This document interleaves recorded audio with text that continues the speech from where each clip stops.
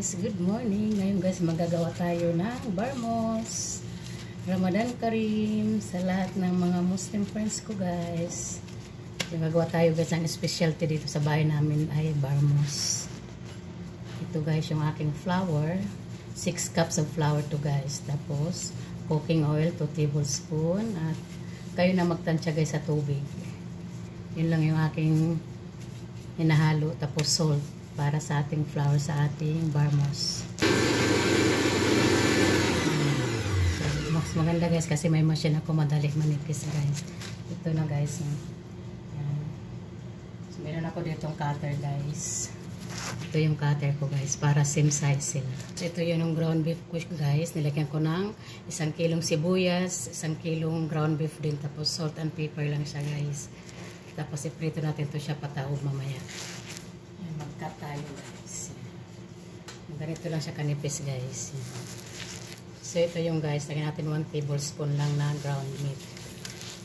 Kasi gaganyan natin siya guys hanggang sa ma-close siya. I-round natin siya hanggang sa ma-close. Na may butas siya sa gitna guys kasi bubuhusan nila ng sauce. Ang sauce ito guys ay vinegar. So, ang sauce nito nila guys.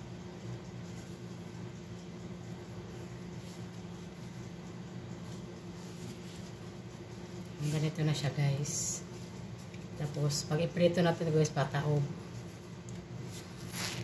Yan, kailangan i-flatten muna natin siya guys. Sado natin, saka natin siya formahin ng bilog.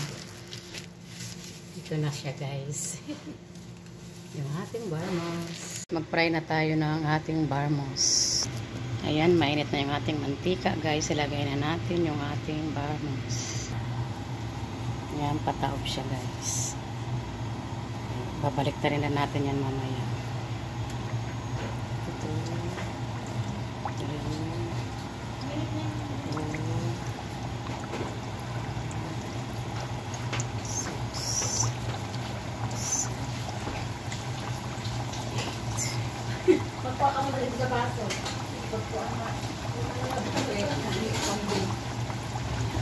Stack pa natin siya guys kasi tatalsik ang mantika niya. So ngayon guys, balik ka rin na natin. Ayan, golden brown lang siya guys.